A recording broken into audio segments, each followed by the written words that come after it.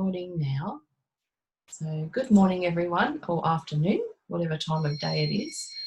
Welcome to this morning's online art class at Delicious Art for Adults. This is the intermediates class. Today we're doing a little landscape. So this is a picture that was taken by a friend of mine when he was out back in Australia. And it's been one that's been catching my eye for a while, so I saved it because I really loved the colours and the sky, and then the reflection in the water and just the vastness of it.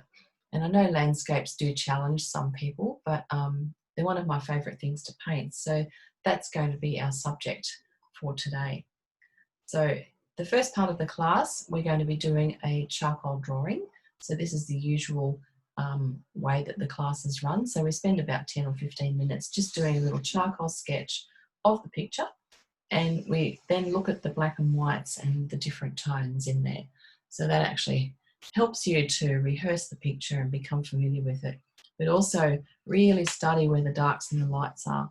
And you can see in this particular picture, especially in the black and white version, which you should have on your notes there, it's really dark in the foreground and in the grasses and the earth, and it's really light in the sky. So we've got this beautiful contrast of light to dark, and then we've got the reflection of the sky in the water, which we can have a lot of fun with.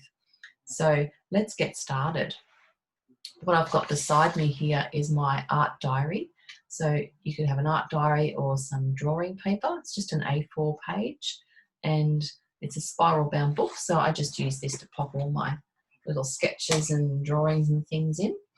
And as part of my class process, we always do a little drawing first. So first thing I like to do is just draw up an area that's around the same proportions as our picture. So you can see today we're working in a landscape format. So it's wider across the top and narrow on the sides. So what I'm going to do is just draw up what is often called a thumbnail. So the picture is actually designed to fit into an A4 page, but I'm just going to do it in a smaller format inside my page for this exercise. And I like to work about that size each time I do a little charcoal study.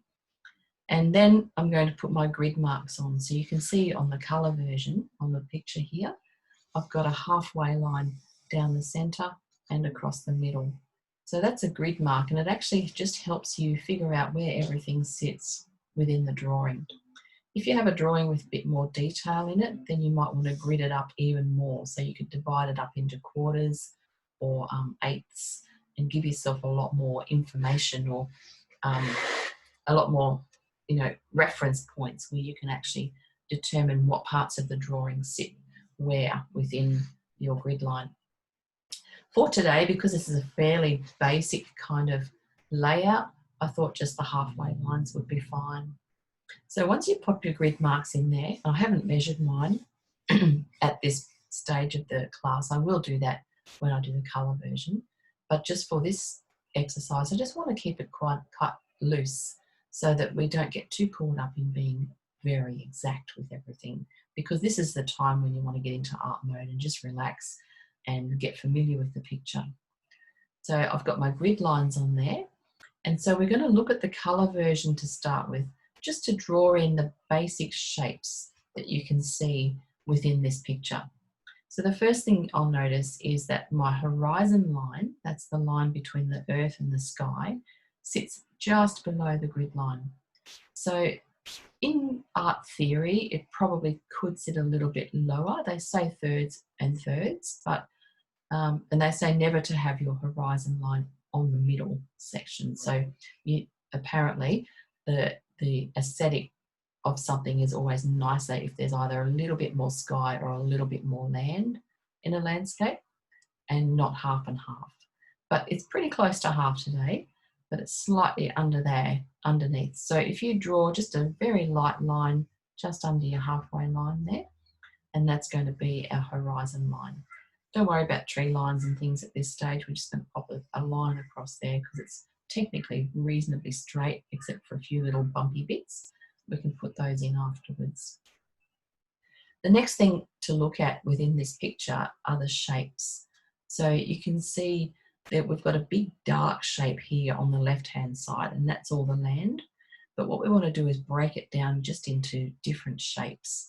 So what we want to do is draw in this dark land that's on the left, and you can see that the beginnings of that start at the bottom, about halfway across inside this half or quarter of your page. So the water or the reflections and the earth kind of meet about there, don't they, on that spot.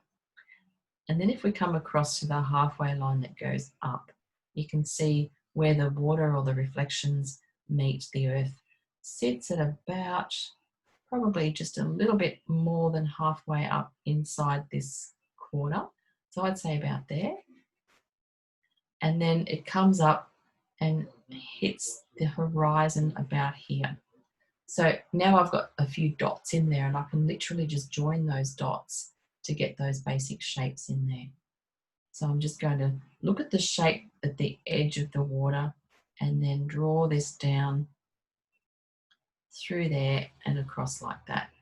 So that's roughly what I see. It's not exactly perfectly right, but it's near enough.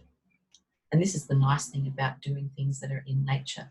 You don't have to get them exactly spot on, especially things like water lines and grass lines, because nature is always different. And so you have a little bit of freedom there with where you put your marks. But if it's in generally the right spot and follows the shape of that down to the edge, then that will be enough information.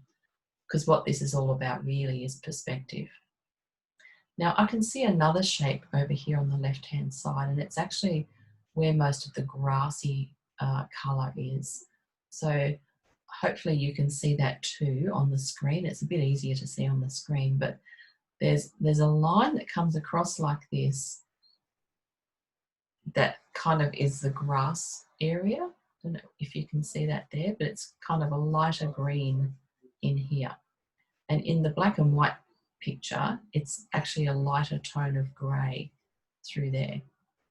So that's another little shape. It's not as strong or as dominant as the edge of the water, but it's definitely a part of the landscape. So that's another little interesting shape to take note of. Okay, and then we're going to finish off the other side of the water now. So again, just looking at the outline of that basically, and pulling that down and figuring out where the water goes. So kind of comes almost straight down not inside that right hand quarter, doesn't it? A bit like that. And you can see where it's got bits of like water that come over into the dirt and then back across and back across. So it's like a zigzag almost of the water that's sitting on the dirt there. And it's not as hard an edge as we have on the left side. So notice that too, on the left side of the water it's much harder, like it's more defined edge there. Whereas on this side, it sort of gets a little bit fuzzy where there's less water and where the earth and the water kind of meet. So this is a big puddle basically, and it's obviously just rained and it's left a lovely big puddle in there. And so, you know, it's not a hard line like a river or something like that. It's kind of soaking into the earth. So we're getting a bit of a merge happening here on the right. Okay, and then I can see another shape of the grass. So you can see the line of grass that kind of goes across that section there, and then it comes down and across again. So I know it's not a hard shape like that, but if you look for triangles or circles or squares within the picture of things, it really helps you to put everything into perspective and into the right spot. So that's basically the main shapes that I can see within this image. And then the rest of the drawing is all about tone and marking, you know, things like tree lines and so forth. So to do that, what I'm going to do is get a shorter, fatter bit of charcoal. So I've got a short, stumpy piece here. So what I've done is I've used my long, thin piece of charcoal just to do these lines with. So we're actually drawing in some lines. And then I'm going to use my short fat piece to sort of fill in some of the shading and the darks and the lights. So you can actually cover a lot more area with a short chunky bit like this. So let's look at the sky. You can see the sky in the black and white version. So we're going to stop looking at the colour one now. If you can hide it from yourself, that's always a good idea. Just so you can't refer to it too much, because what we want to be looking at now is the tones or the black and white in the picture. Now we've got everything in place and where it needs to sit, so we can start to study the lights and the darks. So first thing I want to do is remove my grid mark, because that's a little bit distracting, and now we've got everything in place, we can take that out. So I'm just using my kneadable eraser to rub that out.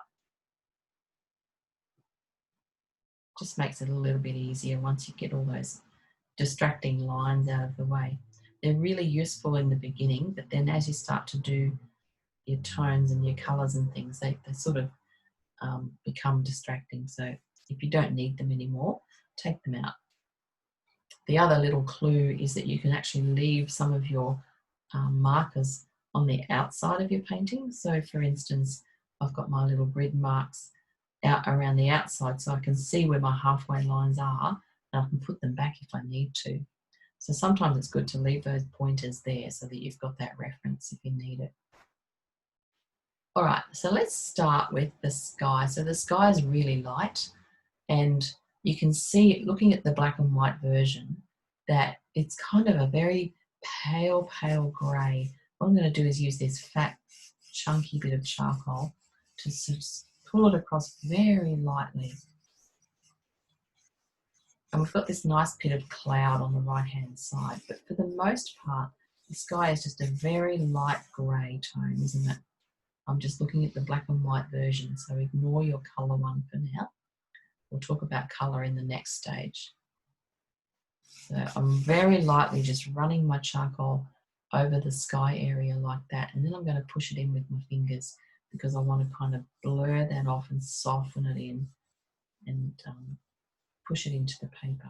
And I don't want it to be too dark, because what I want to do is save my darks for the ground or the earth area. But we still need to get some tone into the sky so that we can put that little bit of cloud in there and indicate that there is, you know, a little bit of movement there. So now I've pushed this grey or charcoal into my paper with my finger. If you pull it across, push it in, you just get a nice sort of soft grey tone. Remembering too, you can always take some out with your eraser. So when we want to get some white back in there, which we'll do in a minute, you can actually remove this with your eraser and get your whites back in, because we're working on white paper. Now we've got this beautiful cloud. So what I'm going to do, I can see that that's a little bit darker grey than the rest of the sky. It's not a real lot darker, just slightly. So I'm going to press a little bit harder and just smudge that across my paper and try and get that gentle bit of cloud, look of the cloud in there. And then again, pull that across with your fingers. So just gently rub it in with your fingers. And hopefully you'll have a slightly darker grey area. If you don't, then you want to add a bit more charcoal to darken it off. So you can see there's layers of cloud here. When we do this with pastel, it'll be a slightly different process, because we'll be using light coloured pastel to get that lovely bluey grey tone in there.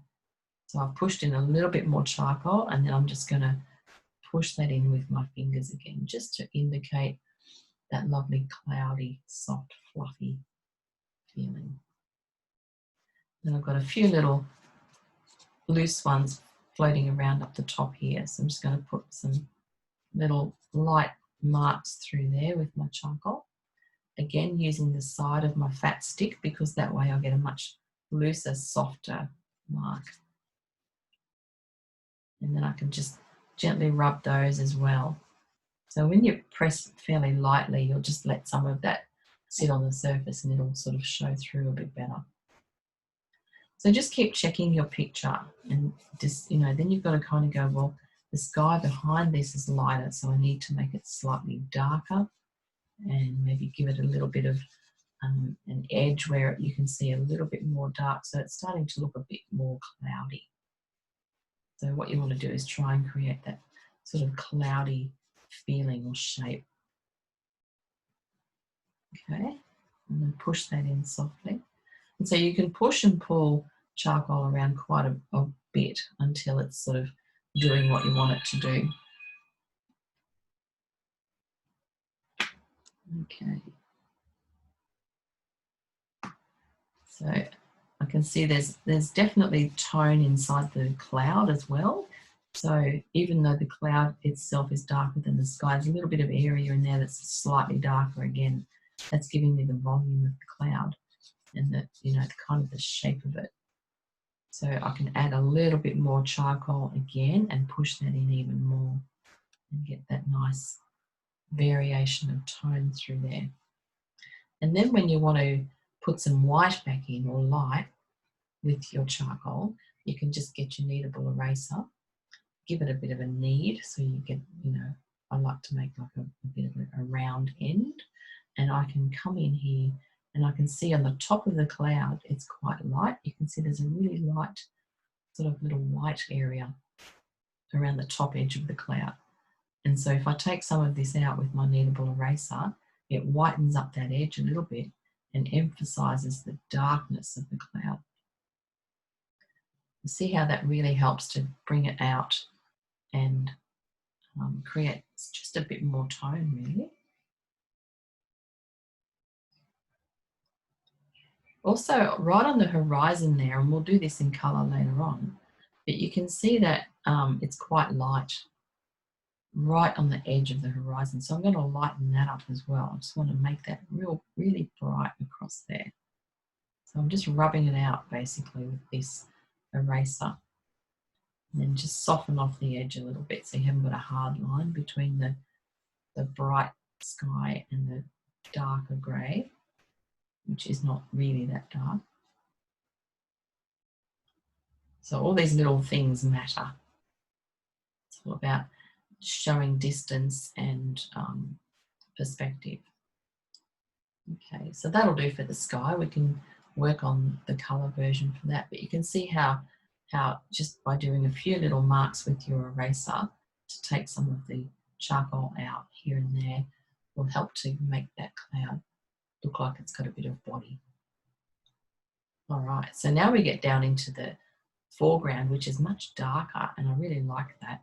I think it's exciting that this is so dark down in here. So let's have a look at the tones throughout here. So all of this is quite dark. So what I'm going to do is, except for the water, but everywhere where there's dirt and grass, it's got this lovely darker tone, hasn't it, compared to the sky. It's really quite dark and lovely. So if you get your short bit of charcoal and just wipe it across your page sideways and kind of colour all this dark area in, and just press not too hard but not too light, and then what we can do is press harder where it's darkest, take some of it off where it's lighter or blend it in, and just start to create those different tones. So I can see I'm going to push some of this in with my finger first. So if you push it in, it kind of makes it stick to the paper a little bit easier, and then you can kind of add more over the top, which is the same theory as pastels. So on the other side as well, remember we put those little bits of those triangular lines in to indicate different parts of the grass.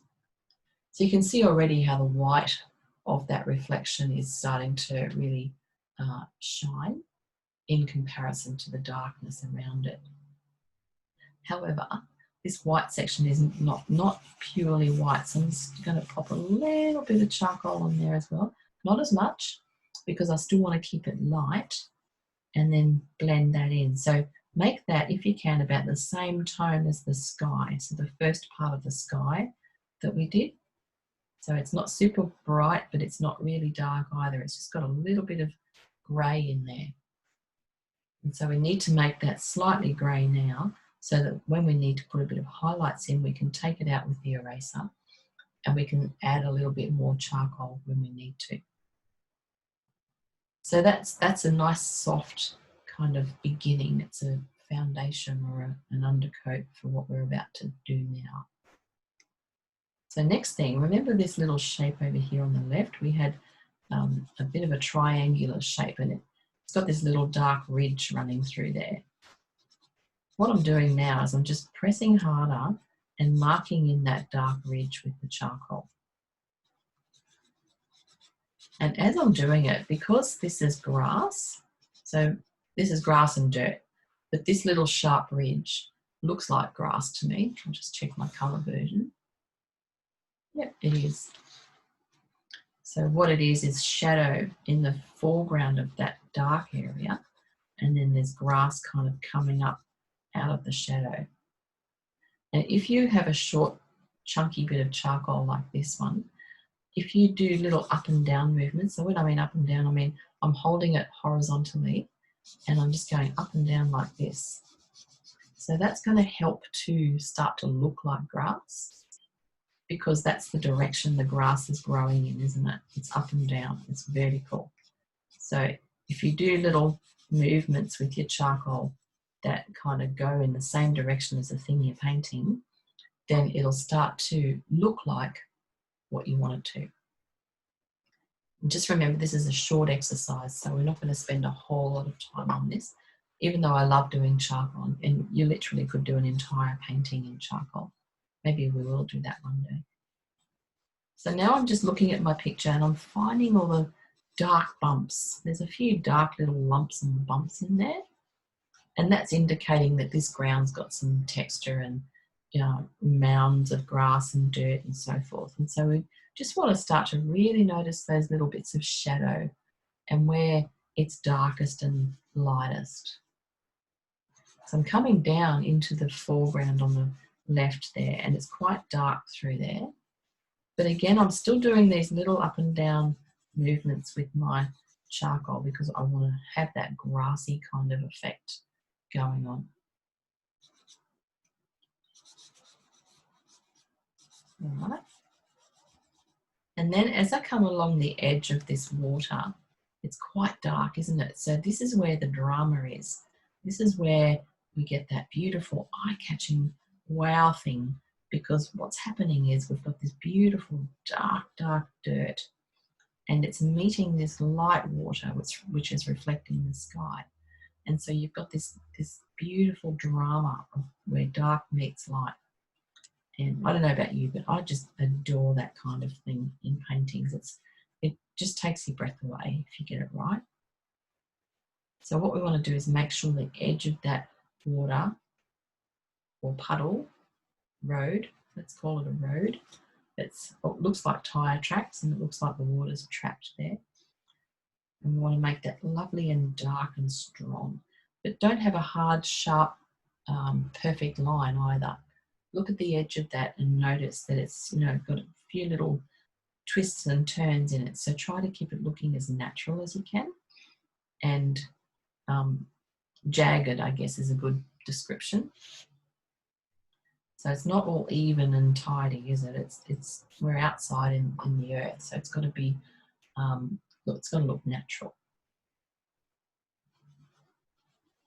Cool. And so if you darken that right up, then everything else around it can be enhanced with some tone, just to get some bumps and lumps and things going on with the grasses and the dirt. And so it's just about pushing your charcoal stick around and pushing it a little bit harder where you want the dark marks and a little bit lighter where you want it to be light. But keep doing those little up and down movements with it so that you get that grassy effect. So I think that's looking all right. Now, look at the trees right at the back there, up on against the horizon. You can see a few of them kind of pop up on the edge here.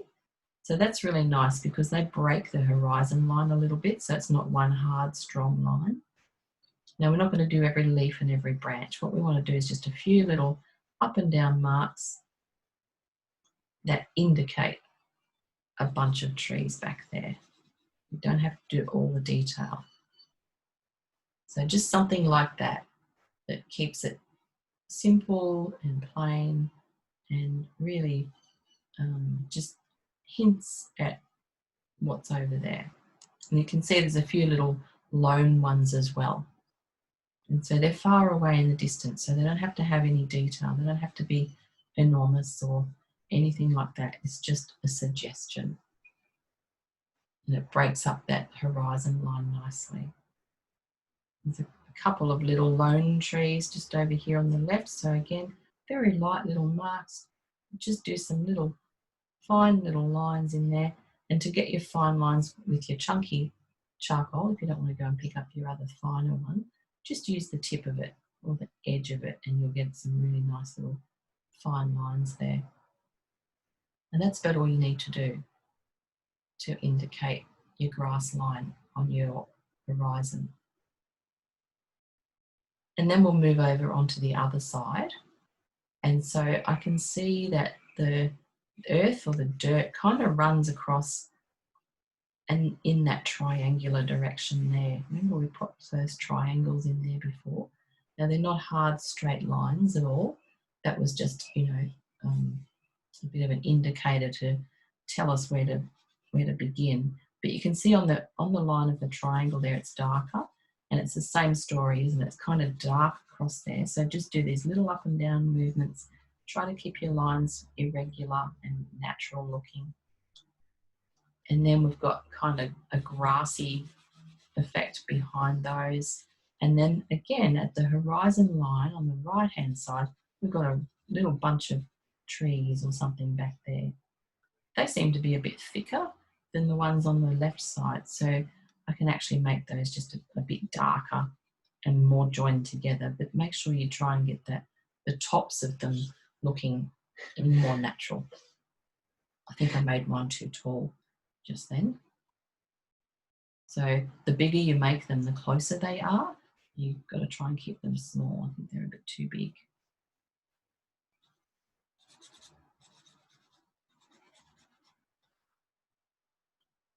And so that's that side. So the perspective of this is lovely too. It kind of all goes into what's called a vanishing point. So that's where everything kind of meets on the horizon line. So it's all these triangles that head in and join up in one spot. So that's where the vanishing point is. Now I've got a little tree way up the top there. And then just for interest, and it's always nice to have something to kind of break it up a little bit, we've got a tree sitting over here on the right-hand side. And again, all you need to do is a couple of lines for that one, and then just a few little squiggly marks for the leaves. Don't try to get too caught up in the detail of that. It's too far away to show us the detail. It's off in the distance, so we don't need to put all the information in there. It's just got to be, you know, a loose little shape that we recognise as a tree. And I can see as we're coming down in here towards the water, so we're coming forward now towards us. See how it's quite dark in there, in these areas here. So that's obviously where the earth has got wet from this rain. And so it's kind of dark, and then it like I said before, there's this kind of zigzaggy shape of where the water and the earth meet, and it's not as sharp as that left side. But we need to make sure that when you do these little zigzags, that you keep those lines horizontal, because that's going to give us the perspective of the water sitting on the dirt. Okay, so keep your lines horizontal here, and then that will make it look like what we want it to look like. So don't go on an angle or it'll look like it's off on a slope. So we've got to kind of keep them going from left to right. And I might just soften a couple of those lines off with my finger a little bit, knowing that I can come back in and whiten up some of that water to make it brighter. But if you keep it horizontal, then it'll look like it's sitting on top of the dirt.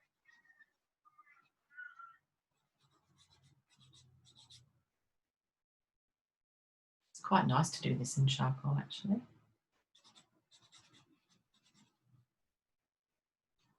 So you can see how tone really makes a massive difference to any kind of art.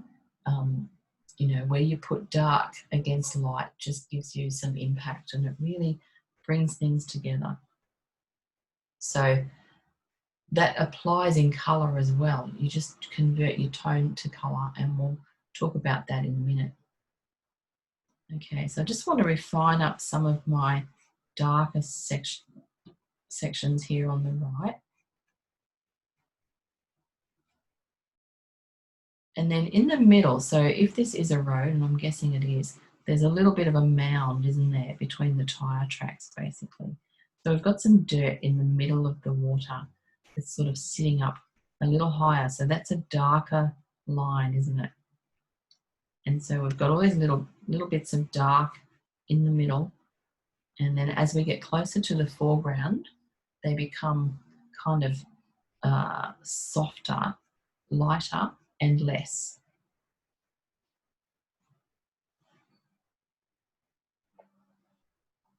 So at the back there, they're a little bit darker. If you want to lighten anything off, just give it a dab or a rub with your finger and it'll soften it off a bit. So for instance, if you've made a mark that you think is too dark and you don't want it to be dominating, then just soften it off with your finger. This is the willow charcoal. It's lovely for that. It's very soft, so you can manipulate it quite easily. There we go. And there's a few little, what looks like bits of grass or something. I'll get my smaller bit of charcoal for that. Up through the middle there in those little bits of mounds that are poking up through the water. So you could just do a few little upright marks like that to indicate a bit of grass showing through. And then if you wanted to lighten up some of the water areas, so for instance, where's the reflection the brightest or the lightest? It's really bright up towards the horizon. I need to mark this in a bit more here. It doesn't actually go all the way to the horizon. There seems to be a line of trees or something up there. But right at the very tip up here, it's quite bright. So you could lighten that up again with your eraser. So come across here a little bit more. And so where it's lightest, just take some out with your kneadable eraser and get a bit of bright back in there. Because what this is doing is reflecting the sky. So we want to kind of mimic the colours of the sky a little bit to get that reflection looking like it's working. There we go. And then as we come forward, it's probably not quite as bright. So that's about all we need to do for this section. And it's a really great little way to rehearse your painting. So whenever you are doing a painting of something, it's good to spend 15 minutes just studying the picture, drawing it up, getting familiar with the tones and working out where things need to be. And it's a little rehearsal. It's a great way to practice your picture. And it's what artists always used to do. I don't know whether they still do, but I like to do that because it just kind of cements it in your brain a little bit. They say practice makes perfect. So, you know, I don't know if there's ever anything perfect, but it's nice to strive, isn't it? It's nice to try. So we will move on now to do the colour version of this one. And we're going to set up our paper next. We'll get that organised and I'll talk about measuring up your paper and putting your grid mark in, and we'll draw it all up. Then we'll have a little break and we'll come back and get it finished. So that's our colour version. Sorry, black charcoal. Where are my words today? Oh, look, Isn't that funny? I didn't see all these bits of grass in the foreground until I looked at the colour one because it's a bigger picture. But, you know, all these little things here you could pop into. There's all sorts of stuff sitting in the water there. It's quite interesting. And if you have this up on your screen, then you'll be able to see it a lot more clearly. So we haven't done all the grass detail, and we'll do that in the next version.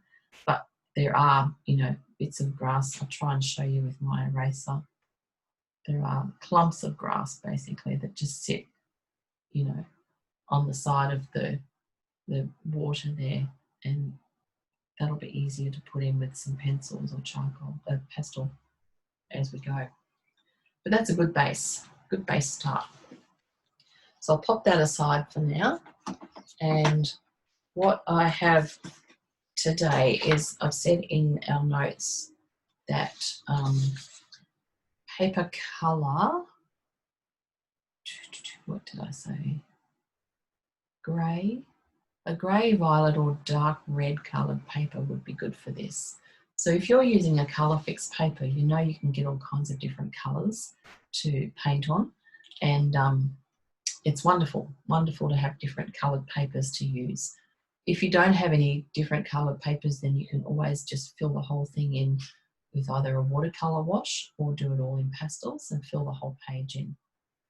So today, what I've done today is, because I do so many paintings every week in classes and I don't keep them always, I want to start to recycle some of my papers. So this is actually a recycled one.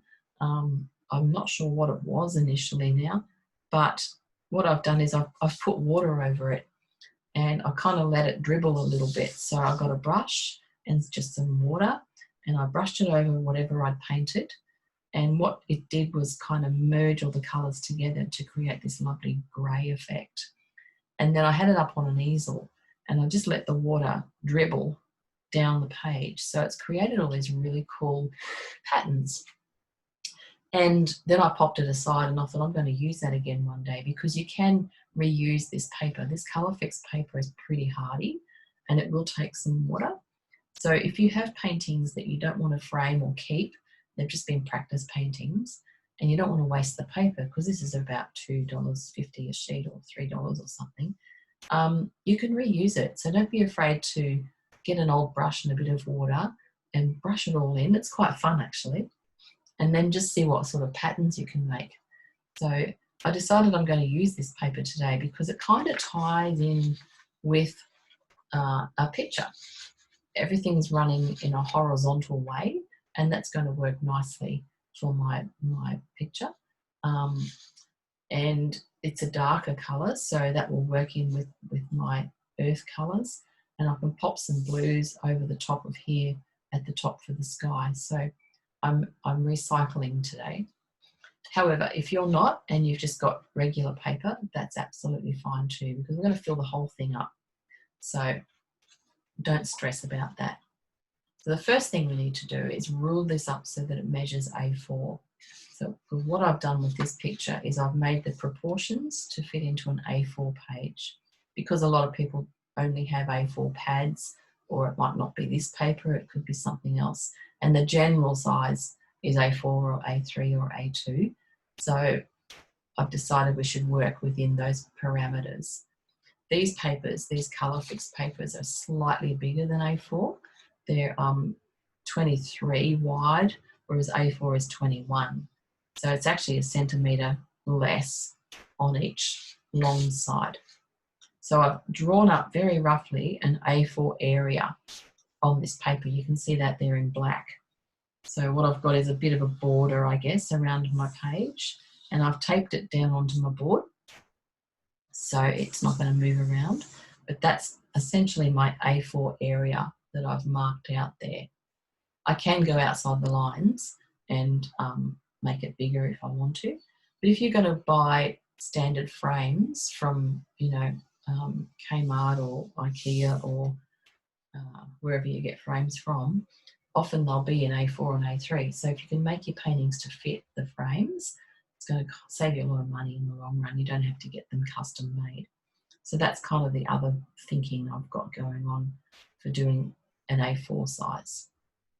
All right, so I just remembered I should put some more light on there. Let me know if you can't see that, everyone. So I've got some fluoro lights that I can brighten up my table with. It will hopefully be easier to see on your screen. So as I said, this is recycled paper. It's just been wet and let to dribble. So you can see there's still pastel on there. It's quite loose. So I can actually just rub that around and try and push it some of it in a bit more, because what I want to do is get some pastel over the top. And we're going to rule up our page now and do the grid thing. So if you can find your halfway line, I'll do mine in white so it's easier to see on the screen. So halfway is 15, this is 30. I'll do my halfway mark at 15.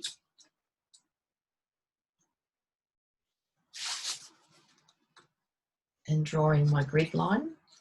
And because we're going to be filling in the whole thing today, it doesn't really matter if we don't take this off. And then halfway of 210 or 21 is 10.5.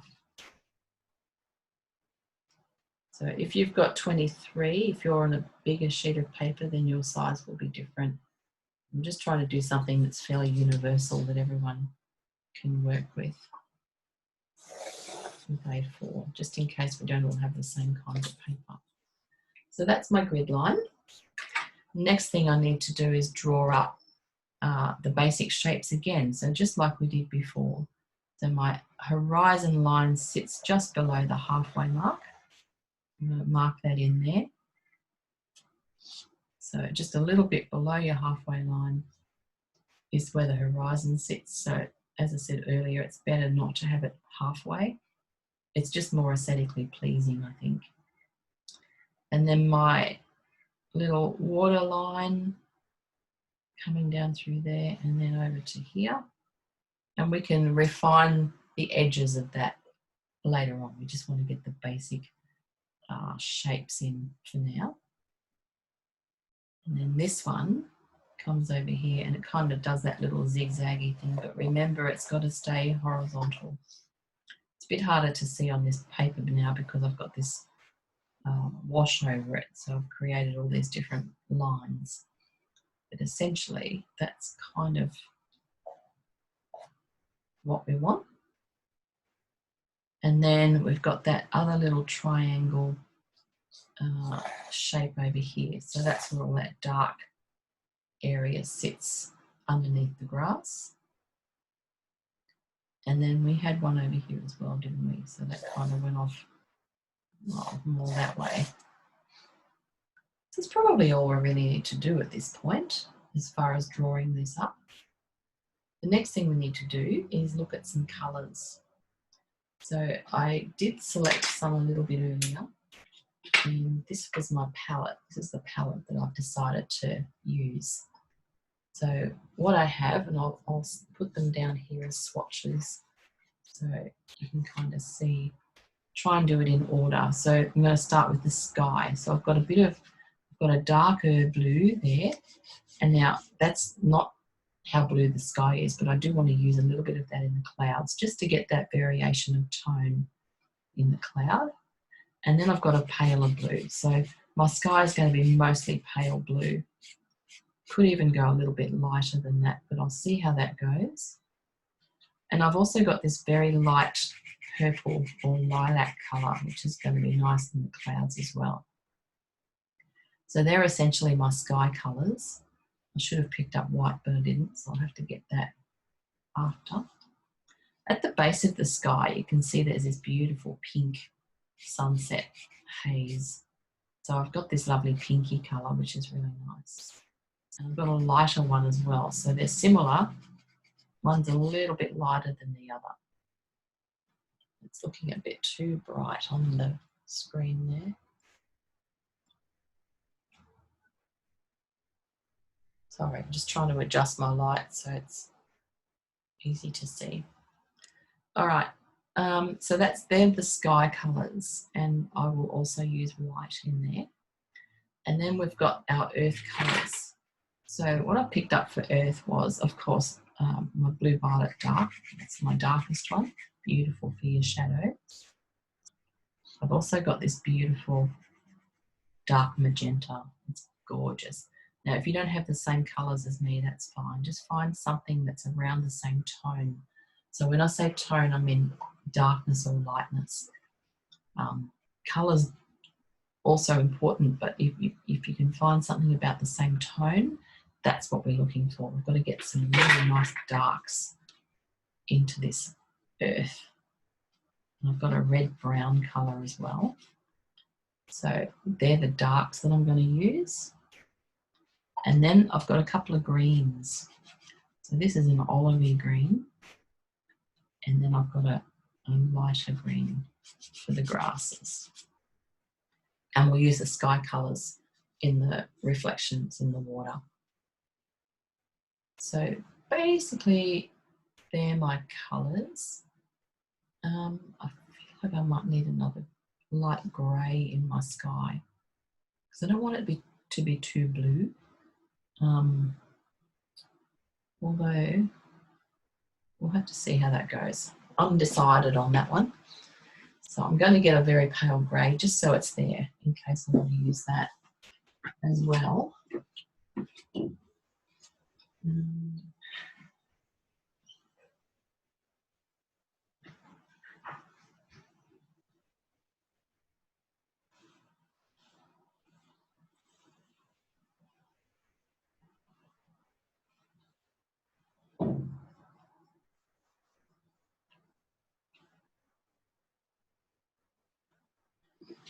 I've got a warm grey, so I think that might be quite nice in the sky as well. Yeah, that's nice. It's got it's almost got a purpley tinge to it. That with the blue would be quite lovely, I think. So that's a warm grey. I'm going to add that to my sky. I've also picked up Australian grey, so it's a creamy colour. And it's also quite nice, maybe. It's a bit warmer than the warm grey. I'll see how we go. I might keep that aside for now. So they're the colours we're going to use. And what we'll do now is take a 10-minute break just so you've got some time to gather all your things together and get your drawing finalised if you haven't got that done now. We'll go and have a cuppa and we'll come back shortly. Getting better at this. All right, so we're back from our little break and hopefully you've got your drawing all organised and your colours all picked out and we're ready to rock and roll. I like to keep my colours in a little box like this so that I can keep them separate from my bigger palette, and that way if I don't get finished today, I know what colours I was using and I don't have to try and remember. So it's a good idea to keep your colours separate from everything else if you can. Have your reference photo nearby. So I have this one printed out on my table next to me. I also have it on an iPad on my desk as well, so that if I want to zoom in on something or see more detail, I can do that with the iPad. So it's nice to have options, but if you can only print it out or only have it on your phone or something like that, then that's what we'll do. We've just got to work with what we've got. I have a little towel here that's wet on one end and dry on the other, so it's a bit grubby looking, but the wet end is good because I can clean my fingers off in between colours and then dry them on the other end. And that means that I haven't got to get up and wash my hands all the time. If you're moving between, lights and darks, you don't want to be putting dark colour into light, etc.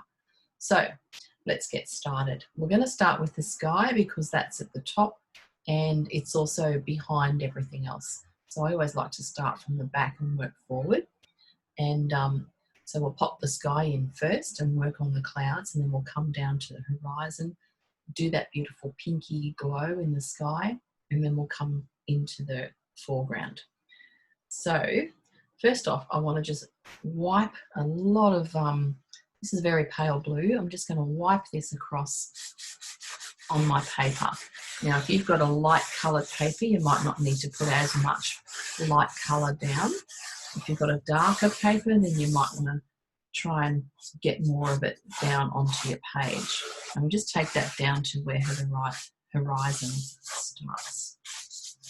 So there we go. I've got a bit of blue wiped over there, and you know that with pastels and you're on textured paper, you always end up with this kind of rough, unfinished look. And that's just the first layer. So I do like to blend my colours in, and you could leave it like that. If you really like how that looks, then there's no reason you couldn't leave it like that. A lot of pastel artists enjoy that kind of look. But I can't help myself. I like to push it all in. So I've got one layer of light blue down there, and I'm just going to start to blend that into my paper. Now, because I have pastel already under here that I put on previously, it's going to go kind of grey. And I don't mind that, actually. It's quite nice, but it is a lot darker than what I want. Anyway, I'm going to blend that in first and get that to stick to the paper. So by pushing it in with your fingers, you actually get it to stick or hang on to the paper. And then we'll be able to put some more over the top. So all those colours I had down earlier that I've kind of washed in and made look a bit more interesting are now starting to come through. And it's giving me a very grey sky. But it's interesting, isn't it? Now, if you're on a black colour, then you're probably going to just have your blue coming through. And so we'll all end up with different outcomes based on your colour paper, how you move your fingers across it. You notice that I was pulling my fingers across ways, so left to right, because that's the shape of the sky. The sky's wide, so I want to do big, wide movements to indicate the wideness of the sky or the vastness of it. So to me, that looks like a bit of a stormy sky, and that's okay. I don't mind that, but I'm going to add a lot more light. So what I might do is get this warm grey that I picked up earlier, and you know when you have a new pastel, you've got to peel the plastic off it, and this is quite an old one, so the plastic is well stuck. I need to break it as well because it's a bit too wide. So if you can't get the plastic to peel off, let's see, where's my little knife? Sometimes you need a little Stanley knife. They do tend to hang on sometimes. I prefer the pastels that don't have plastic, but if they do, just give it a little slice across like that, and then you'll be able to peel it off. It's a bit crummy, so I'm just holding it over there. So now I've got a nice clean grey, warm grey pastel. It's also dropped a lot of dust in the process.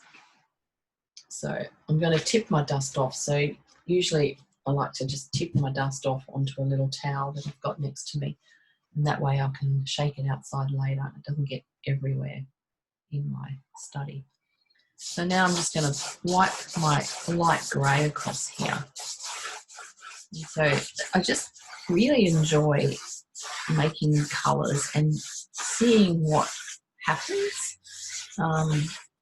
when you put different colours down. So I think I'm going to end up with quite a light kind of overcast sky, and that's okay because in the picture it is quite cloudy and grey looking, but I want it to be light so that my earth is darker and get that beautiful contrast.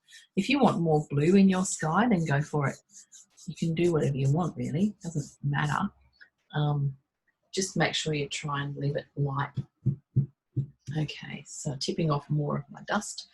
You'll see I'll do that quite a lot if I get a lot of dust on my page, and wiping off my fingers in between colours as well.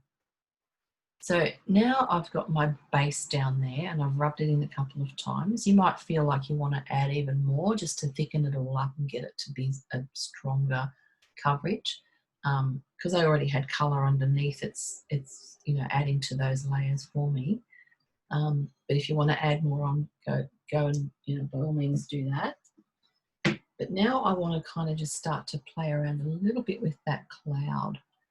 And I can see I'm going to try this blue, this darker blue that I picked up earlier.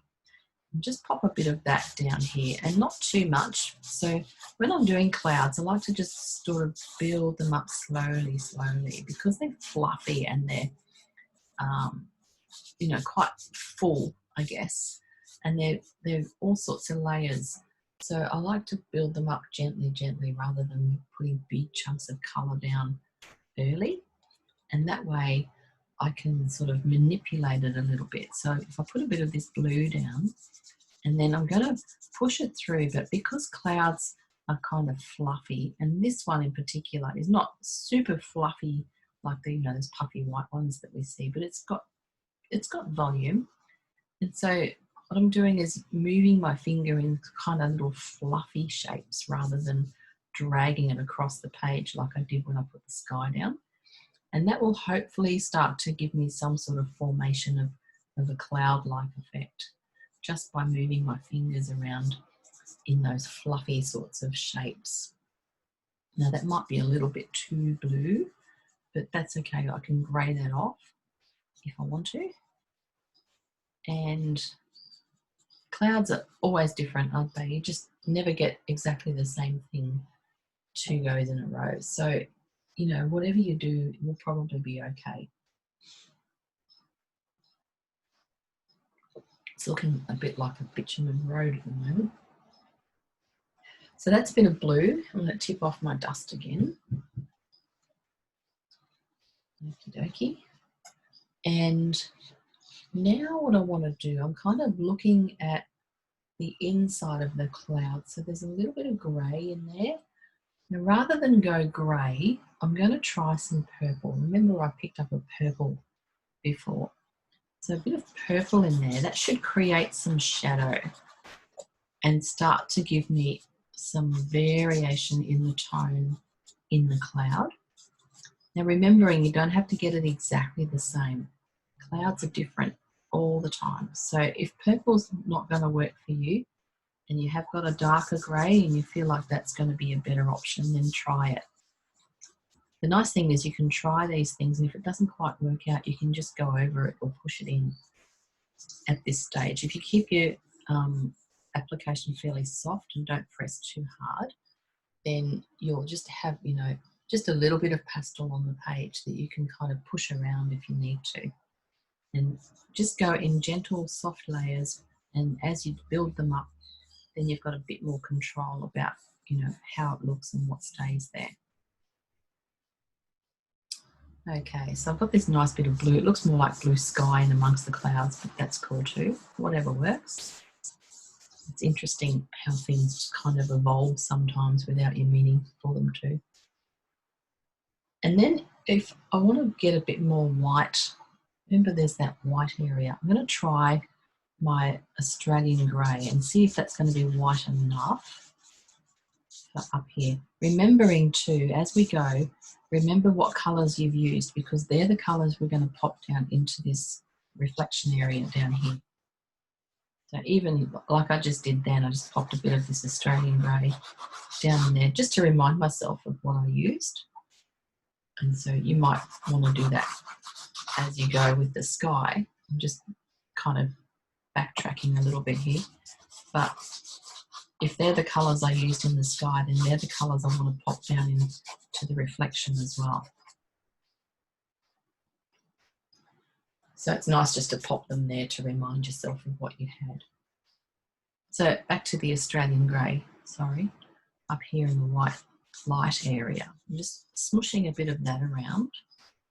Above and below, there's a little bit of a glow just below that cloud as well. And then some that comes over onto the left side.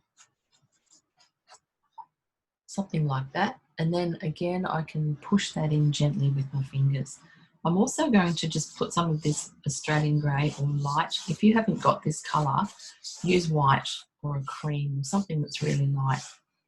It doesn't have to be exactly the same as what I've got. I just want to get a bit of that across on that horizon, because when I pop the pink over the top, I want it to be as bright as I can get it. And if I haven't got a light colour underneath it, or there's a dirty coloured grey or something underneath, it's going to muddy it up a little bit. And because I've already got that pastel down on my paper when I started, it will probably impact that pink. And I want the pink to be bright. So if I put a light tone down on there first, hopefully the pink will be a bit more glowy.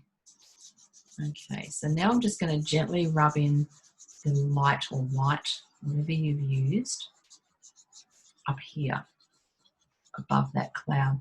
So it's very subtle, the changes in light.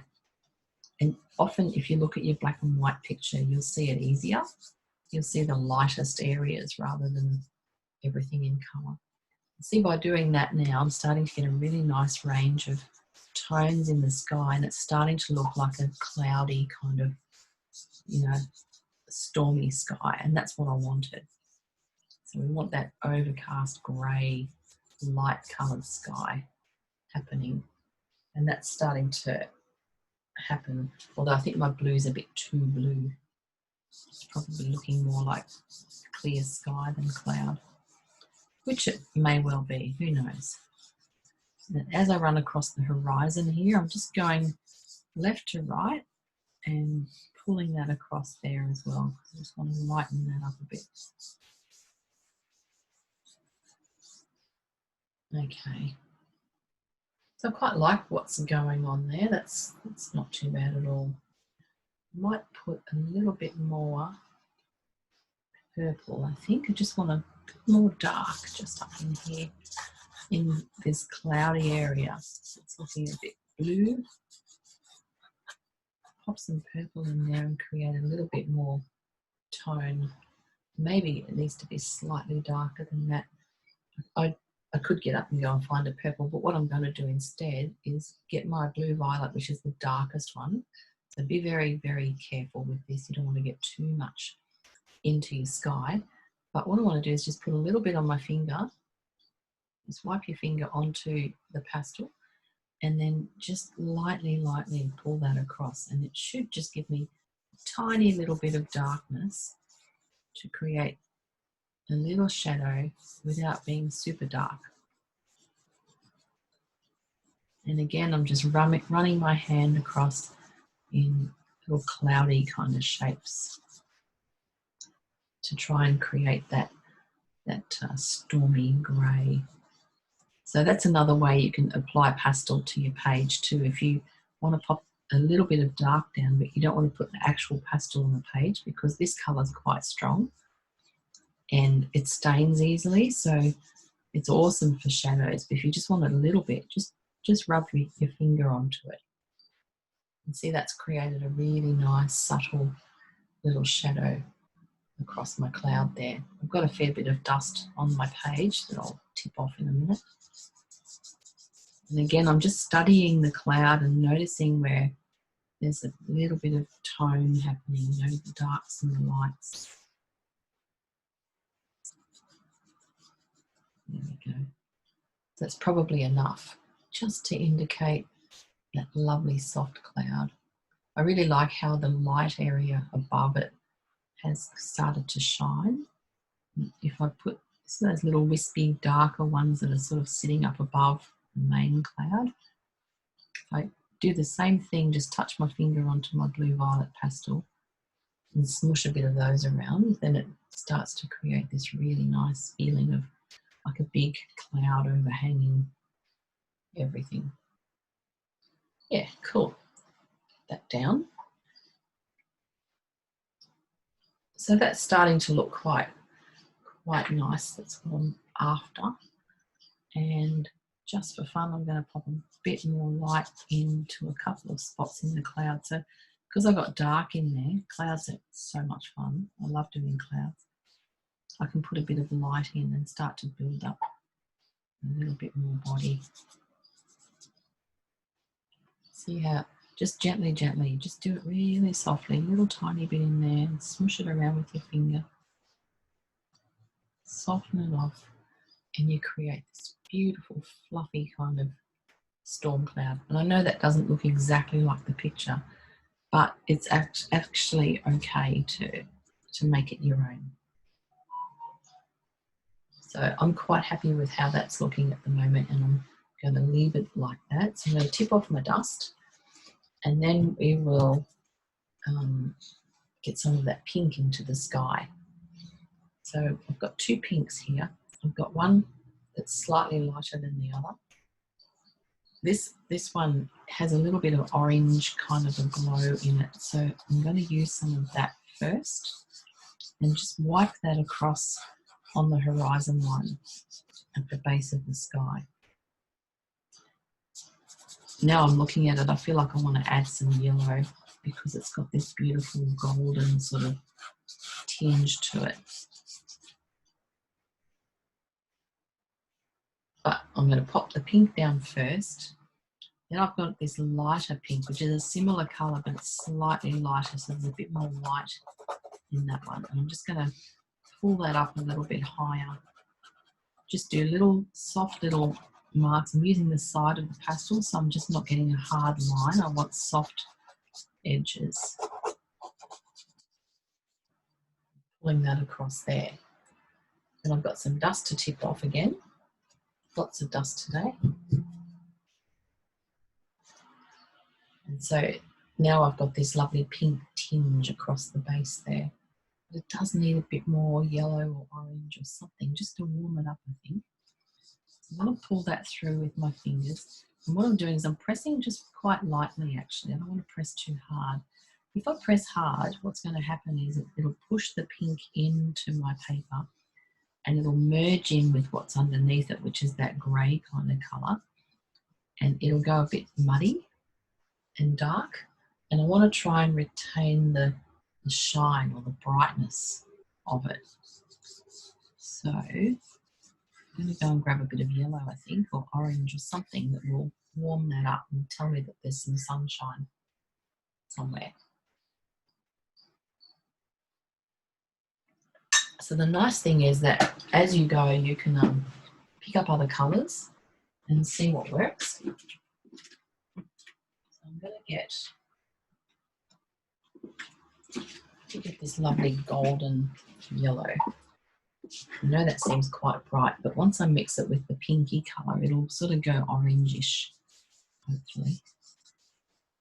You never know what you're going to get. I'm going to pop a bit of that yellow across there, just wiping it on lightly. I don't want to kill it too much. That's nice. And then I'm going to come back over that with my pink. So I'm not blending it in with my fingers yet. Come back over with my pink, push down, and as you do that, the pastels sort of mix together on the paper and create a new colour, which is rather nice. Sometimes you don't need to use your fingers to blend. You can just let the pastels kind of play together. So that's looking a little bit warmer now with the yellow in it. That's what I wanted. A nice little glow. I'm going to tip off my dust again. And then I'm going to very gently just rub that in because I know if I press too hard, it's just going to get muddy and dirty again. I'm just going to pull that across lightly, lightly. What's happening is I've got these big dark stains underneath there from the previous colours that I must have had on this paper, and it's kind of leaving this dark area, and every time I push on it, it gets kind of darker and dirtier, so they might have to become trees or something. I'll have to improvise with that. Could easily be trees, which is quite handy really. And then gently pull that across again. So just keeping my touch very light. I don't want to push it in too much and dirty it all off. So that touch of yellow really warmed that up nicely. And then I can just kind of blur the edges a little bit because what I want this to do is sort of merge up gently into the sky. I don't want a hard line of the pink and then the sky. So you kind of want to merge them in together gently. So I'm just going to pop a little bit more pink as we go up a tiny bit higher into the sky, and more so on the right side than the left because it's kind of more cloudy on that side. And then just gently pulling it across. Gently, gently, gently. Don't press too hard. Just press nice and light and let it kind of sink into the sky a little bit. So that's looking quite nice. And you've got to kind of think when you're at this stage, think, okay, so the horizon line is going to be quite dark. So I want to have a really light sky or a really light line where the horizon and the sky meet so that the sky kind of glows and becomes, you know, that beautiful sunset effect. So I'm going to add a little bit more pink because I can't help myself. Just to pink it up a little bit more. So I do want that to really shine against my dark horizon that we're about to put in. A bit more yellow in there too. The yellow is lovely actually, it gives it such a nice warm glow. Otherwise this would be quite a cool picture. The yellow really warms it up and makes it look so inviting. I'll tip off the dust again. And now we're ready to get stuck into the foreground. So the first thing I'm going to do is blocking where the dark is. And so it's just about studying where the dark sections are and getting some of our blue violet down on there. So this is my blue violet. It's quite a long stick. I've got tiny little pieces of it too. And I thought I'll use this one today because it's a little bit larger. Now I can see there's dark. I want you to just study your photo and see where it's darkest. So it's really dark across this left horizon, isn't it? You can see it's quite dark across there. And it goes down about this far. In my picture on the iPad, I can see that there's actually trees and kind of scrubby looking silhouettes of trees back there. And then we come across the middle line and it's really dark across there as well. So this is where the dark meets the light. This is where the drama is going to be, or some of it. Okay, and there's some dark in here, and then we had dark on the, you know, that triangular shape running down through there. So that's all the shadow under those clumps of grass. And there's a little bit of dark just around the edges of the road where the water is. So they're my dark patches on the left side. And then I'm going to come over to the right side and do the same thing over there. So just looking at the picture, you can see that it's really dark on the horizon on the right as well. And then it comes down a little bit, and then we've got a few dark patches of what's dirt or shadow. And then down through here, there's a big dark bit there. And so that's basically the shadows of the dirt and the clumps of grass and things that you can see in the picture. Once you've got your darks blocked in like that, then what we want to do is just push them in so that you get it to stick to the paper. As you do that, you find it'll spread right across, and that's okay. Just make sure you don't go up into the sky if you can help it. I've got some dust going into the sky. Hopefully that'll tip off and it won't stain my sky too much. So that was the blue violet, which is the nice dark shadowy one. I'm just pushing that in and remembering which way everything grows. So if it's growing upright like grass, maybe pull it around in that direction, just to start to, you know, get the feeling of the landscape and what's in there.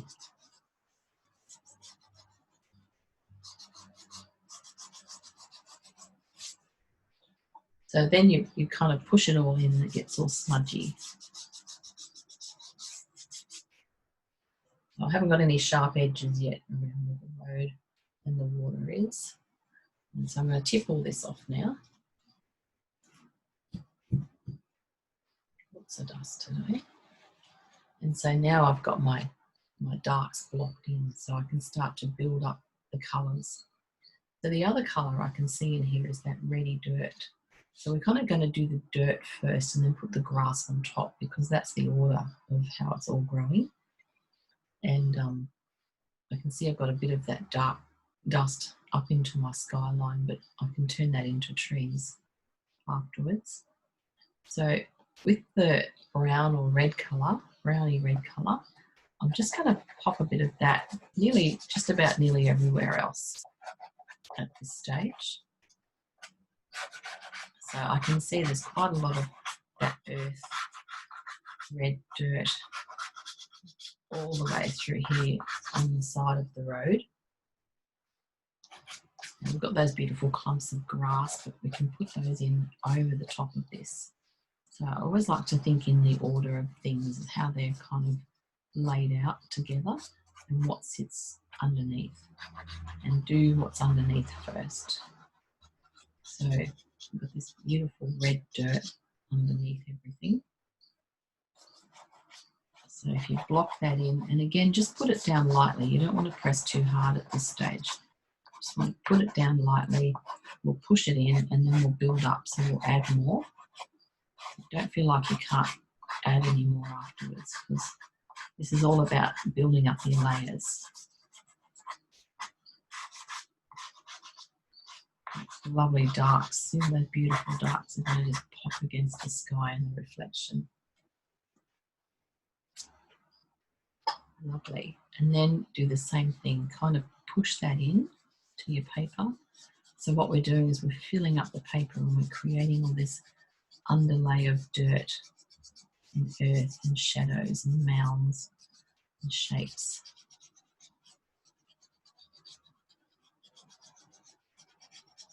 And if it kind of all merges in together a little bit, that's okay too.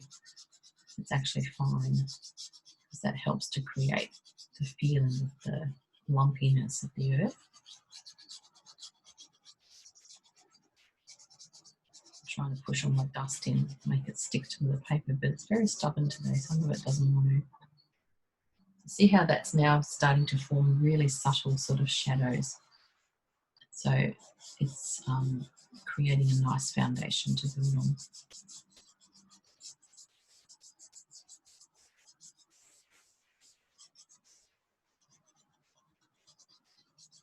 And vary the way you move your finger too. So for instance, these zigzaggy shapes on the right, you want to kind of be pulling your finger in those, sideways kind of direction. But then around where the grass is clumping up, you might want to do little up and down movements just to start to build up the feeling of that.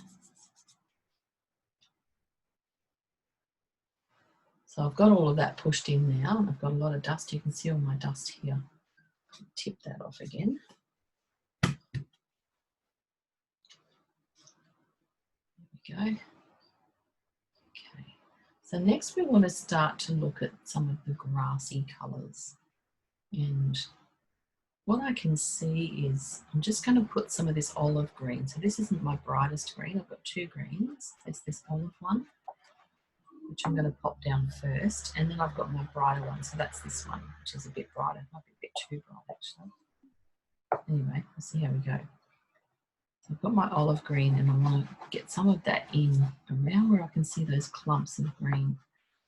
And to make that kind of look like grass, and we don't want to do every blade of grass because it's not that close to us in the picture. So you kind of want to keep it, blurred or subtle.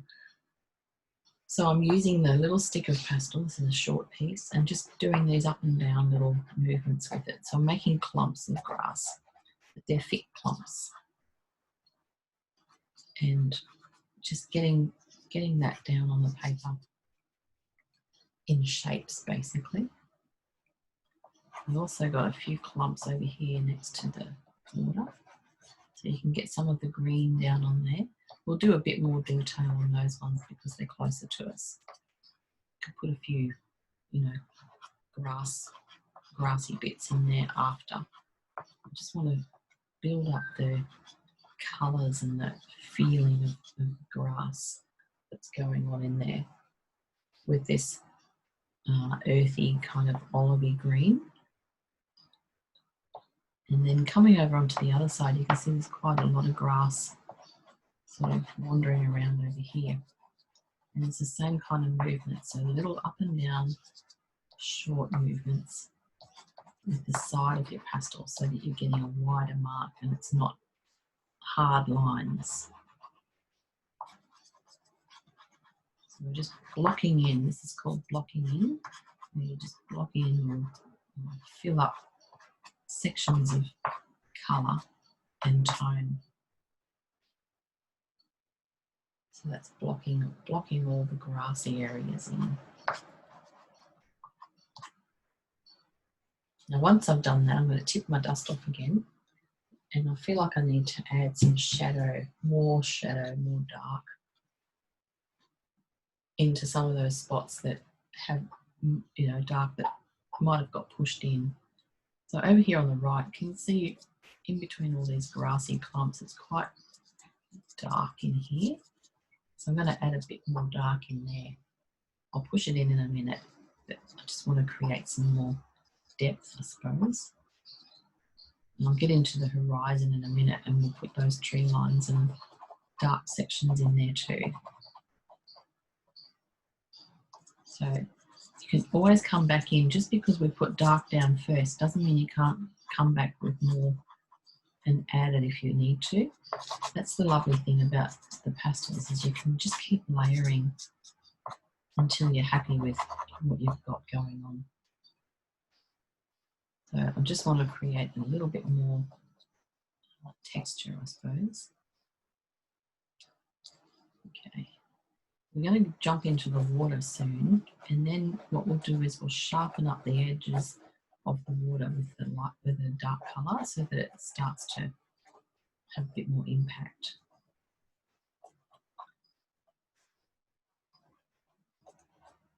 So again, just blocking in a bit more of the dark over here on the left, so I can get some texture happening.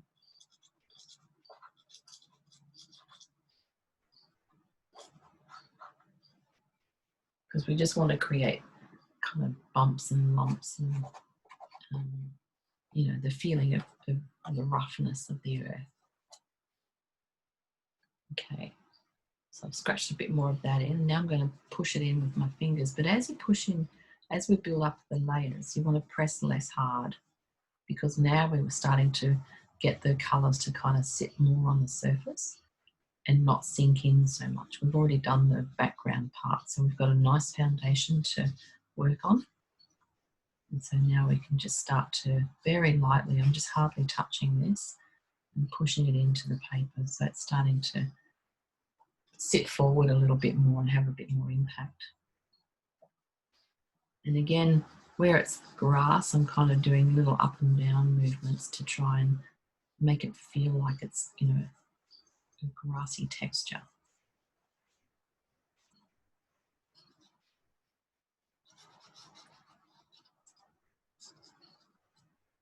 There we go.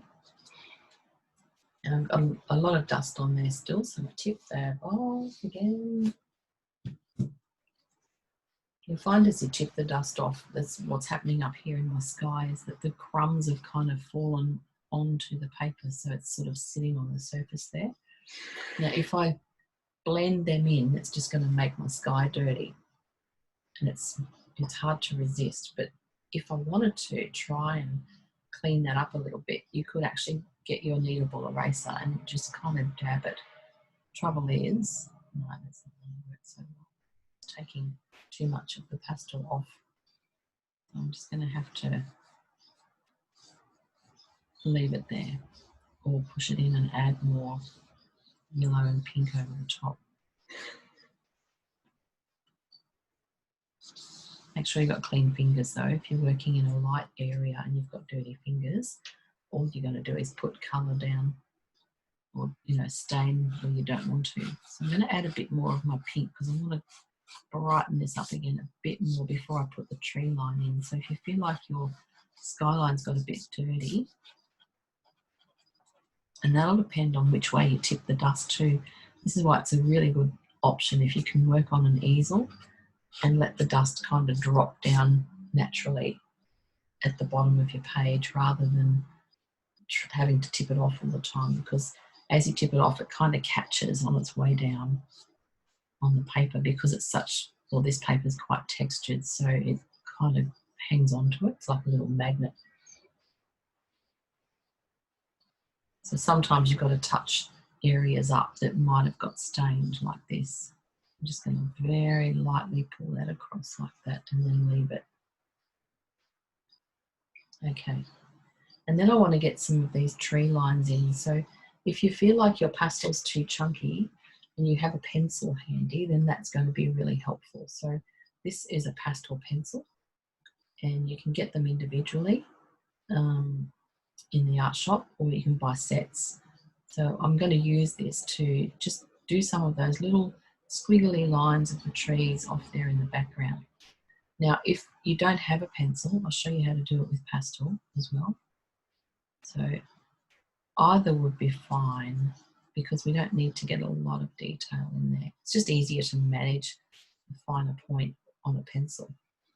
But if you only have a chunky stick of pastel and no pencils, then we'll just do similar to what we did with the charcoals, just very lightly do these little squiggly lines. Don't press too hard, because if you press hard, you'll make a harder, darker mark. But just press lightly and try to kind of vary it a little bit so that they're not all exactly the same height and shape. Hard to do when there's such little tiny things off in the distance. But something like that. So you can achieve this with pastels. You've just got to be quite delicate with how hard you press. And so I can keep running all the way across. There's a little tree there that's a bit taller than all the others. And then over here, remember before I came up too high on my charcoal version, but there's like a cluster of bushes, looks like, more like thick bushes or trees rather than spindly ones on the right side. And so just very subtle little movements with your pastel, you can achieve that just using the tip of it on the edge of it. The other option is charcoal. So charcoal and pastel work nicely together. So for instance, if I want to do this tree here, don't want to use my pastel because it's too chunky. I'm going to try charcoal, see if that's going to be okay. And it is okay, it's fine. I might want to darken up my tree trunk a little bit. So a pencil would be helpful, or a darker charcoal pencil. The willow is this is willow charcoal, it's quite soft, so you're not going to get a really black line with it. It's sort of very grey. But that would work too. So that's working okay. It's just a little bit lighter than your pastel, your darkest pastel, or compressed charcoal. But that works fine if that's all you've got.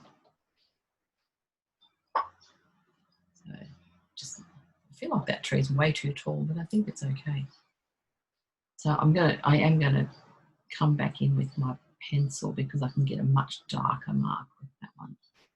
So all I'm doing is pressing pretty hard with my pastel pencil, and it's making a lovely dark, strong dark mark that I want in there. And then I can also darken up some of my leaves or clusters of leaves there. So just little squiggly marks to get your leaves in there. And there's our little tree, which is a bit crooked, but never mind. Just make that side a little bit taller. And that's about all we need to do for that. I did say earlier, there's all these trees up here on the left-hand side that look, kind of spindly. And if you wanted to put those in, then you just do some pencil marks to get them in there, but you don't really have to. I don't think it's that necessary. As long as this area is darkish and we can get some grass in front of it, it should be all right. So that's probably enough on the horizon.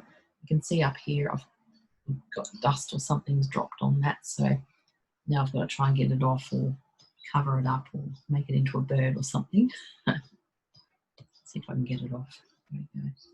Just made more clouds then. That's okay.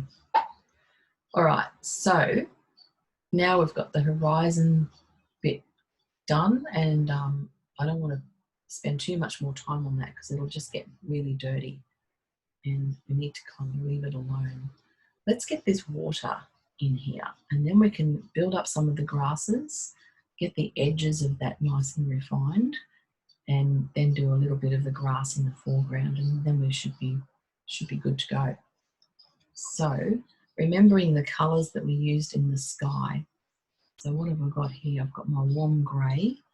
I did put a bit of it down earlier, so I'm going to put some of this down, noticing that it is slightly darker than the sky. So that's a good thing. We can grey it off a little bit. But start off with what you had, and then when we push it in, we can make it a bit greyer. And I'm just using my pastel again on its side and pushing that around so I'm getting this lovely coverage here. Very crummy, this one. It's quite old. Usually pastels will last a long time, but I think they get a bit dry and crummy if they sit around for too long. So I've got my warm grey down on there, and I'm just going to push that in now. So what I'm doing is pushing it sideways, so left to right, short little movements just to get that to stick to my paper. Now, as before, I've got this grey kind of colour underneath already, so it's making everything a little grey. So if you want yours to be greyer, you might want to add a little bit more purple or a mid-grey or something like that, just to dull it down a little bit. So you can see there's a lot of dust around that one. And I'm just going to tip that off. So when I tip that off, it's going to all fall over into this side because I'm tipping it off to the left. You could tip it down to the bottom, whichever direction you want. But just know that your pastel's going to kind of drop in that area. So you'll have to clean it up or push it in afterwards. So it's a bit hard to see, but it has sort of all captured in here. But that's okay because I'm going to get back in there afterwards and do some more work. So I'm not too concerned at this stage. I just picked up my Australian grey. So this is my lightest colour. I haven't used any white. So I'm going to pop some of that down as well because I want to get a little bit of a highlight going on here and there. And I also want to mimic the sky colours.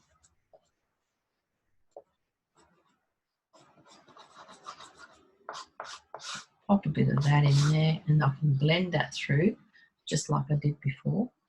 I'll put a bit of my purple in too because that's also in the sky.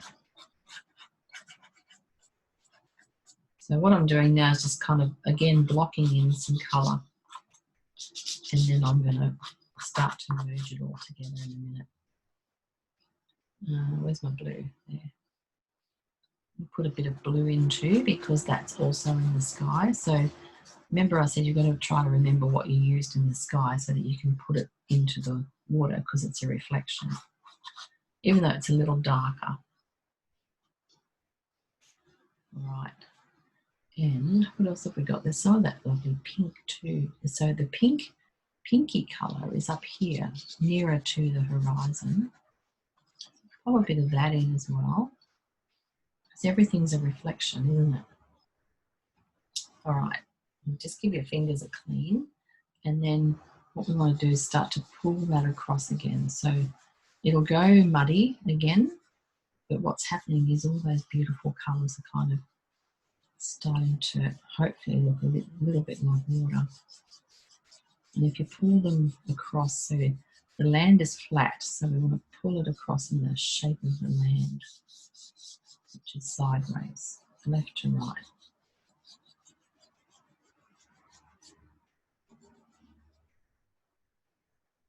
Okay. So see how by doing that, it's kind of reflecting the colours in the sky. I've got a big dark patch in there that I'm not happy about. I'll try and get rid of that now. A bit more light. So again, as we build up the layers of this, we can kind of start to let some of it sit on the surface a bit more and not press quite so hard to blend it in. Put a bit of pink in there. And then again, just pulling that across and pressing a little lighter so that hopefully it's just going to sit more on the surface. If you've messed up the edges around where the water and the land meet, don't worry, we can sharpen them up in a minute with the darker pastels. At this point, I just want to focus on getting some of this, or getting the water in there. And the other thing that's going on is it's darker towards the bottom. Not much, but there's definitely like a more of a shadowy, deeper colour at the bottom of the picture in the water. So what I want to do is I'm going to put some of my blue violet in there, and again just touching it onto my finger and wiping it on so that I don't make it too strong. But it's definitely a purpley kind of darker colour around through there. So when we put this in, what will happen is the lighter parts that are brighter will shine a bit more. So we've got this darker purple sort of on the edges where this water and the earth run in together.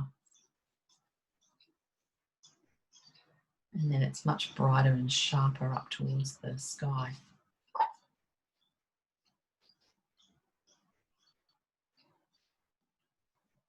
Okay, now what else do I need to add into there?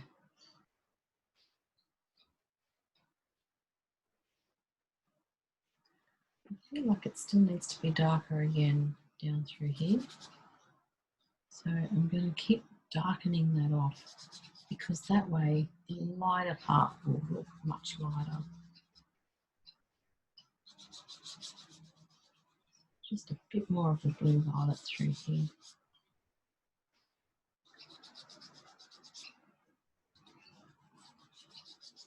Often water reflects the sky or parts of the sky that we can't see, so it could be directly above and it might be quite, stormy or dark.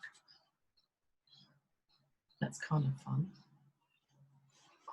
Okay, it's a bit better. And then this beautiful red colour, I haven't used it yet. I'm going to put some of that in here because it's got this beautiful, nice sort of, what is this called? I can't remember now. It's beautiful red. Bordeaux, I think. That's lovely. And because I've used that there, I need to now add a bit of it into the dirt. That'll warm it up a lot. So see how I'm just smushing that around in a couple of spots in the dirt here. I want that to warm it all up a bit. Nice. So if there's a colour that's calling you and you think, I really want to use that, just don't even hesitate. Do it. That's much nicer, isn't it? It's really warm now. And so I can just smush that around a little bit. So remember I had all my dust on there and now I can push it in, although I'm going to put more dust on because I've got to tip some off again. Just smushing it lightly so that that colour kind of sits on the surface. And when we pop the grass over the top, it'll be really nice. So tip this off again.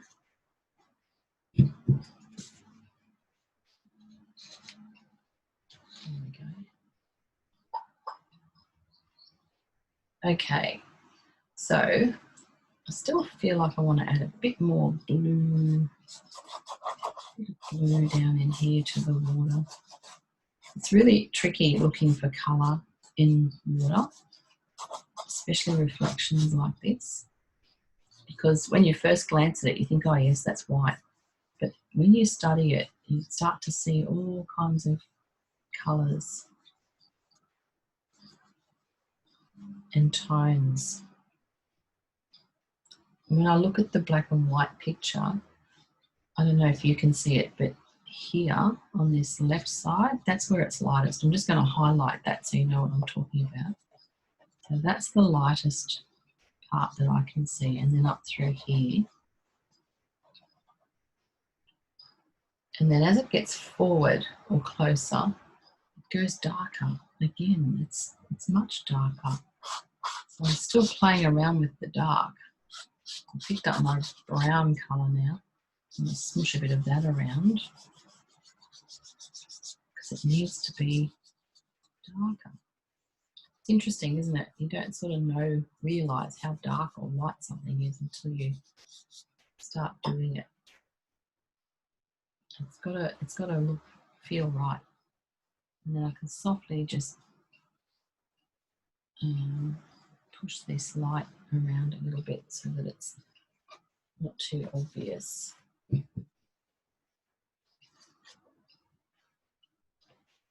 And another good way to figure it out is to squint. So if I squint at my painting and then I squint at the picture, oh my goodness, that water is way darker still. Okay, I'm going to be really brave here and just wipe my blue violet right across here.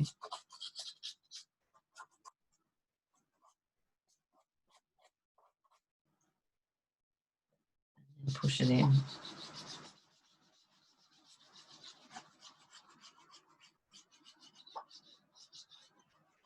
Softly, softly. Okay. I try to leave the light sections light. Yeah, nice. Right. Okay. Now the other thing that we need to pop in here is a little bit of direction. I don't know if you can see it on the left-hand side of the water. We've got these strands of grass that we'll pop in a minute, but there's it's kind of like reflecting those, and they go downwards. So let's just pull some of this pastel down. So what you do is you start on the edge and just put your finger down and pull. Lift it up, put it down and pull. You'll have to clean your finger off every couple of wipes, just so you're not putting, you know, dark back into the light. But if we get that feeling of reflection down through here, I think that will help us make it look more like water. Okay, tipping off my dust again. Now we've got to refine these edges and get a bit more detail going on. So I'm going to start on the right side, and I've got my brownie colour, and what I want to do is just get some of this dirt in here. So you can see along the edge of the water at the top there, it's quite kind of sharper. And then as we come forward on the right side, it gets a little bit more blurred because the dirt and the earth, dirt and the water are mixing together. So it's kind of softer around there. And then down through here. So what I've done is just a few little lines of pastel around here, just kind of sort of merging those edges a little bit, softening them off, so that it's starting to look like the water's sitting on top of the dirt and soaking into it. You can use other colours, so it doesn't all have to be the one. I can see there's quite a bit of like a greeny tone in there too. So you kind of want to mix them up a little bit. Now at this stage is where you don't want to stick your fingers into this now, because we want to start to actually be drawing on the surface and getting the pastel to sit on the top. When I tip the dust off, that'll look a lot better. While I've got my green in my hand though, I'm going to go back over and just reinforce these clumps a little bit more. And by pressing a bit firmer, see how my green now is starting to kind of stand out a bit more against the dark.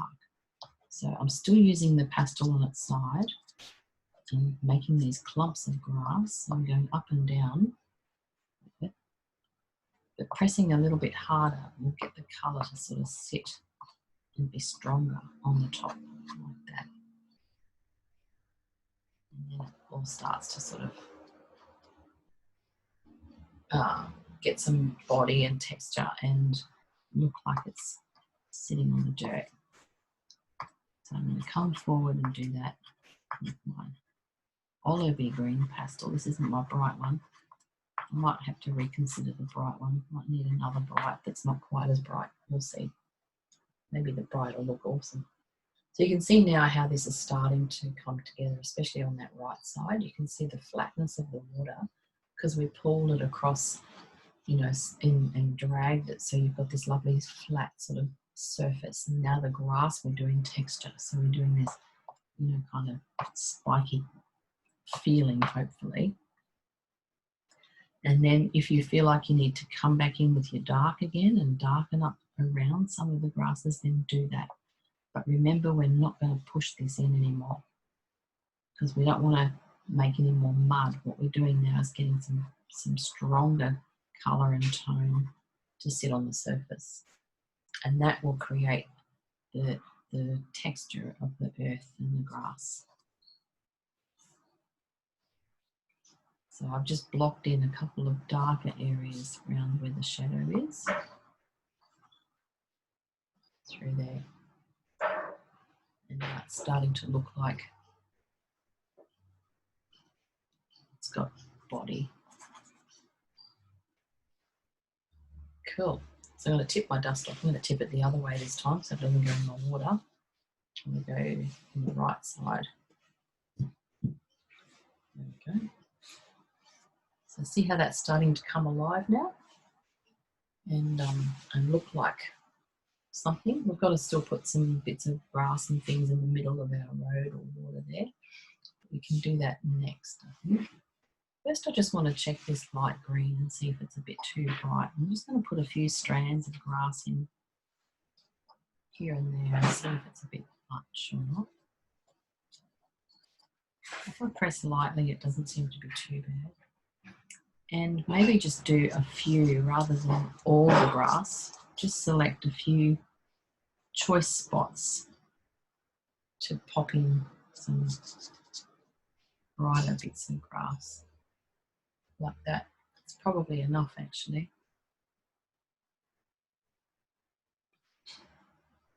Yep. So the brighter green's not too bad. Just go lightly with it. You might not have anything that bright, so whatever you use, just press fairly light. I think that's enough information for that. It's good. Cool. Let's move over into the other side and let's do the same sort of procedure over there. So we're going to clump in some of this grass again. And again, we'll just put it where we had it last time. So you've already got a bit of a map of where the greens and things need to sit. And then we can brighten up some of them, put a few little strands around, but we've got to darken up the edge of the water too. There. So that's just building up that lovely, lush, grassy stuff. Okay, and then I'm going to pick up my blue violet, and what I want to do is just sharpen up the edges of this water a little bit. So again, we're not going to blend. Now, if your pastel's too chunky and you feel like you don't have enough control, maybe a pencil would be better, because what we want to do is just refine these edges a little bit and make them a little bit more crisp, sharp, so that the dark stands out against the light. But you've got to make sure we do these little horizontal marks. We've got to get the perspective right, and that's where it gets a bit tricky.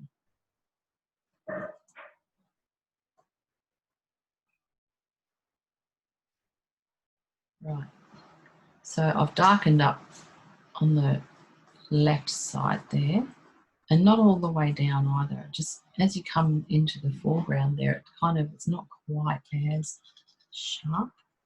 I'm just going to soften that off a little bit there. And a nice dark bit here. So just checking the tones of the dirt against the light, and see how the darkness of that makes the water kind of pop and look a lot brighter. That's why you need your darks and your lights. It's really important to create that drama. I'm just going to block in more of this dark area again over here. So we did that first up and it kind of got pushed in, which is fine, but now we can come back and just let some colour sit on the surface.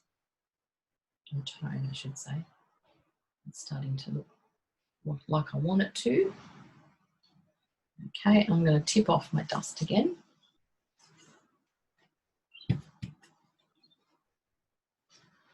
Okay, so now we've got to put some of this, I'll put some grass in here in a sec, but I want to get into this middle bit in the water. See this? I'm using my olivey green colour because I don't want this to be too dark. And just make a few little marks through there. Maybe some little spiky grass kind of suggestions as well. And then once you've got that in there, we can come back with a bit of maybe some of the browny colour, just to give it a bit of an earthy tone.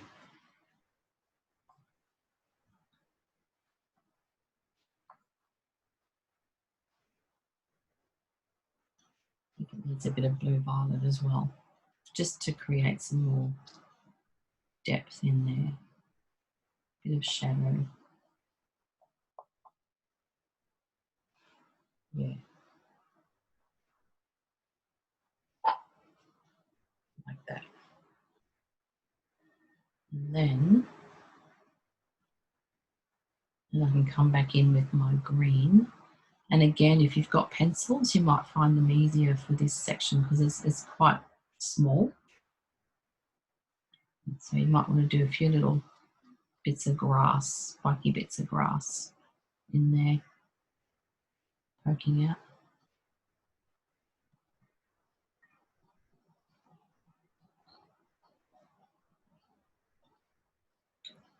And then, just for fun, if you want to get some reflection of those in there, this is a bit delicate, but you can grab your finger. I like to use my little ring finger, I don't know why, for this sort of thing. And I could put it at the base of this clump of grass, for instance, and what I'm going to do is put it down and then wipe it down and lift off, just to get a little bit of an idea of reflection through the water. See how that just made it look like it's reflected? So you could just do that very, very carefully through there, and that will just make it look a bit more like water.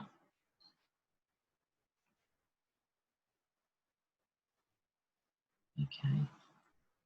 Now over on the other side, if you're watching the video and you need to pause or stop, then feel free to do that. I'm just going to jump over to this side now with my green again. Pop a bit more of that in. And then I'm going to do these little clumps. They've got these clumps of grass here on the edge. And again, I'm doing those in my olivey green colour. I can come back and brighten a few strands up afterwards with the lighter green. See how we've got these sort of tall there, aren't they? They're like taller bits of grass here than in the background. And so that kind of gives my road or my water a bit of an edge, really. I like putting grass and stuff in the foreground or on the edges of things. So when you're doing that, just keep use the edge of your pastel if you don't have a pencil, and just do little sharp, grassy lines, but try not to make them all the same height or size. You want to kind of vary it a little bit, keep it a bit more interesting and natural. Okay.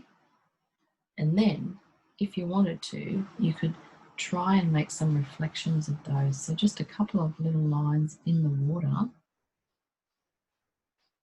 in there, and then very delicately with your finger or a blender, just pull it down softly, softly, and wipe off in between each finger.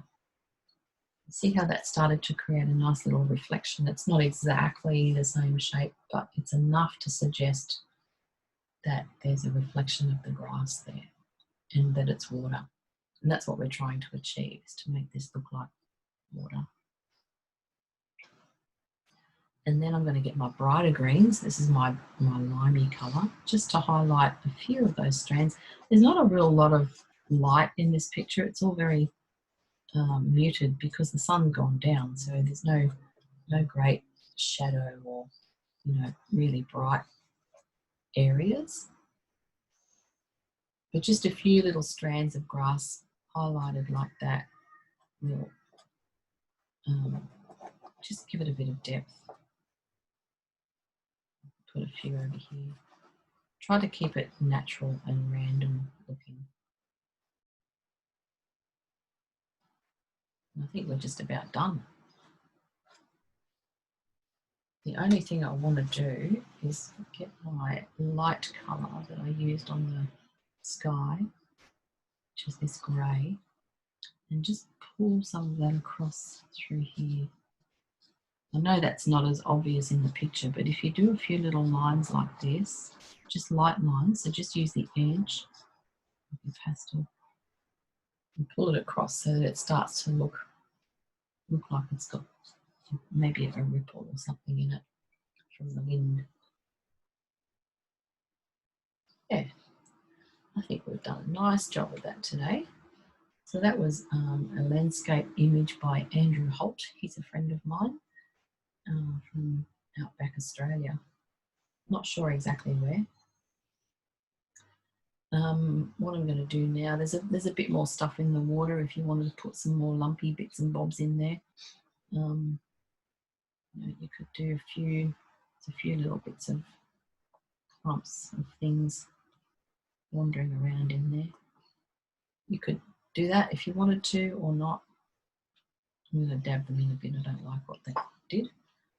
But I think we're just about done. So when you have finished your piece of art and you're happy with it, send me a photo. I'd love to put it onto my website and newsletter.